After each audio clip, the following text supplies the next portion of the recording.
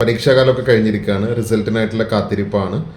ചില കോമ്പറ്റേറ്റീവ് എക്സാംസും ഒക്കെ ഇനിയും ബാക്കിയുണ്ട്. ഇനി അതിൻ്റെ റിസൾട്ടുകളും വരാനുണ്ട്. വളരെ പ്രതീക്ഷയോട് കൂടിയിട്ടുള്ള പ്രിപ്പറേഷനിലും അല്ലെങ്കിൽ വളരെ ആശങ്കയോട് കൂടിയിട്ടുള്ള കാത്തിരിപ്പിലാണ് എല്ലാവരും ഉണ്ടാവുക.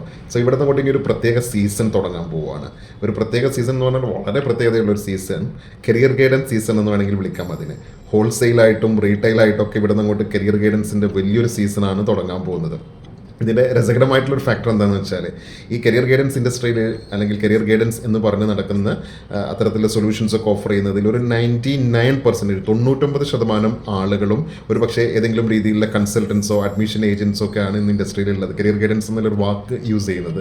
അതോടൊപ്പം തന്നെ മേ ബി ഒരു 1% ഒക്കെ അല്ലാത്ത ആളുകളുണ്ടാവും. ജെന്യൂൻ കരിയർ കൗൺസിലേഴ്സ് ആയിട്ടുള്ള ആളുകൾ, അല്ലെങ്കിൽ കരിയർ ട്രെയിനേഴ്സ് ആയിട്ടുള്ള ആളുകൾ, അല്ലെങ്കിൽ ഒരു അൺബയാസ്ഡ് കരിയർ ഗൈഡൻസ് ഒക്കെ കൊടുക്കുന്ന ആളുകൾ. നേരത്തെ പറഞ്ഞ 99% അവർക്ക് അവരുടേതായിട്ടുള്ള അജണ്ടകളും അവരുടേതായിട്ടുള്ള ഇൻട്രസ്റ്റുകളും ഒക്കെ ഉണ്ടാവും കരിയർ ഗൈഡൻസിൽ. അതിൻ്റെ അടിസ്ഥാനത്തിലായിരിക്കും അവർ പല രീതിയിലെ എമർജൻസീസും പല രീതിയിലുള്ള ഓഫേഴ്സൊക്കെ കൊടുത്തിട്ട് അവരുടെ ഗൈഡൻസും കാര്യങ്ങളൊക്കെ കൊടുക്കുന്നത്. സോ ഞാൻ പറഞ്ഞു വരുന്നത്, ഡെഫിനറ്റ്ലി ഇത്തരത്തിലുള്ള കൺസൾട്ടൻസും കാര്യങ്ങളൊക്കെ ഈ ഒരു എക്കോസിസ്റ്റത്തിൻ്റെ വളരെ ഇൻറ്റഗ്രൽ ആയിട്ടുള്ള ഒരു പാർട്ടാണ്. കൺസൾട്ടൻസിൻ്റെ അടുത്ത് നമ്മൾ ഡെഫിനറ്റ്ലി പോകണം, അഡ്മിഷൻ ഏജൻസിൻ്റെ അടുത്ത് പോകണം. പക്ഷേ നമുക്ക് അവരുടെ അടുത്ത് അഡ്മിഷൻ മീൻസ് ഗൈഡൻസ് സീക്ക് ചെയ്യാം, ഡെഫിനറ്റ്ലി കോഴ്സ് ഗൈഡൻസ് അല്ലെങ്കിൽ കരിയർ ഗൈഡൻസ് സീക്ക് ചെയ്യാം. പക്ഷേ അത് അൾട്ടിമേറ്റ് ഡിസിഷൻ എന്ന് പറയുന്നത് കുട്ടികളുടെ അല്ലെങ്കിൽ രക്ഷിതാക്കൾക്ക് എടുക്കണം. ഓരോ കുട്ടിക്കും അവരുടേതായിട്ടുള്ള ഇൻട്രസ്റ്റുകൾ അല്ലെങ്കിൽ അവരുടേതായിട്ടുള്ള സിറ്റുവേഷൻസ്, അവരുടേതായിട്ടുള്ള ആപ്റ്റിറ്റ്യൂഡ്, അവരുടേതായിട്ടുള്ള സ്കില്ല് ഇതൊക്കെ ഉണ്ടാകും. ഇതിൻ്റെ അടിസ്ഥാനത്തിലായിരിക്കണം നിങ്ങൾ ഒരു കരിയർ ഡിസിഷനിലേക്ക് എത്തേണ്ടത്. ഇനി മറ്റൊരു കാര്യം ശ്രദ്ധിക്കേണ്ടത്, ഏതെങ്കിലും ഒരു കോഴ്സ് ചൂസ് ചെയ്തു എന്ന് കരുതിയിട്ടോ അല്ലെങ്കിൽ ഏതെങ്കിലും ഒരു കോളേജ് ചൂസ് ചെയ്തു എന്ന് കരുതിയിട്ടോ ഒന്നും ഇനി വരാൻ പോകുന്ന കാലത്ത് പ്രത്യേകിച്ചും നമ്മളാരും കരിയറിൽ സക്സസ്ഫുൾ ആകാൻ പോകുന്നില്ല.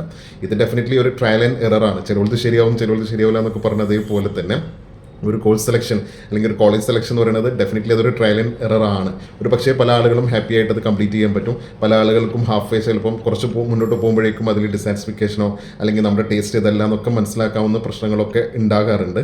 സോ ഇതൊന്നും ഇന്നത്തെ കാലത്ത് ഒരു വിഷയമല്ല. ഈ ഒരു ട്രയൽ ആൻഡ് എററിലേക്ക് നമ്മൾ എന്താ പറയുക, ആ ഒരു എക്സ്പെരിമെൻറ്റ് ചെയ്യൽ നിർബന്ധമാണ്. നമുക്ക് കിട്ടാവുന്ന നല്ല ഇൻഫർമേഷൻസും ഗൈഡൻസും ഒക്കെ വെച്ചിട്ട് കിട്ടാവുന്ന നല്ല കോളേജുകളും കോഴ്സുകളും ചൂസ് ചെയ്യാൻ നമ്മളെല്ലാവരും ബാധ്യസ്ഥരാണ്. എന്നിട്ട് മുന്നോട്ടുള്ള യാത്രയിൽ എവിടെയെങ്കിലും ഏതെങ്കിലും രീതിയിൽ കൺഫ്യൂഷൻസ് വരികയാണെങ്കിൽ ഇന്നത്തെ കാലത്ത് ഒരുപാട് ഓപ്പർച്യൂണിറ്റീസ് ഉണ്ട്. സ്വിച്ച് ചെയ്യാൻ ഒരുപാട് എളുപ്പമാണ് ഇന്നത്തെ കാലത്ത്. ഒരൊറ്റ കാര്യം മാത്രം ശ്രദ്ധിക്കുക, നിങ്ങൾ സ്വിച്ച് ചെയ്താലും ഇല്ലെങ്കിലും എക്സിസ്റ്റിംഗ് കോഴ്സിലോ കരിയറിലോ കണ്ടിന്യൂ ചെയ്താലും ഇല്ലെങ്കിലും ചെയ്യേണ്ട ഒരൊറ്റ കാര്യമുള്ളൂ, parallelly as much as possible സ്കില്ലുകൾ ഡെവലപ്പ് ചെയ്തെടുക്കുക എന്നുള്ളതാണ്. നിങ്ങൾ ഈ സർട്ടിഫിക്കേഷൻ കംപ്ലീറ്റ് ചെയ്യുന്നതോട് കൂടിയിട്ട് ഇത്രയും വർഷം ആ ഒരു പെർട്ടിക്കുലർ കോളേജിലോ അല്ലെങ്കിൽ ഹയർ എഡ്യൂക്കേഷൻ ഇൻസ്റ്റിറ്റ്യൂഷനിലോ പോകുന്നതോട് കൂടി ഒപ്പം തന്നെ parallelly multiple skill, T-shaped skills എന്നൊക്കെയാണ് അതിനെ പറയാറുള്ളത്. ടി-ഷേപ്ഡ് സ്കിൽസ് അല്ലെങ്കിൽ ഫ്യൂഷൻ സ്കില്ലുകളൊക്കെ വളർത്തിയെടുക്കുക. ഇതാണ് നിങ്ങളുടെ കരിയർ സക്സസ്സിന് വലിയൊരു ഫാക്ടറായിട്ട് ആകാൻ പോകുന്നത്. സോ ഡെഫിനറ്റ്ലി ആ രീതിയിലുള്ള കരിയർ വളർത്തിയെടുക്കാൻ നിങ്ങൾക്ക് എല്ലാവിധ ആശംസകളും നേരുന്നു. All the best.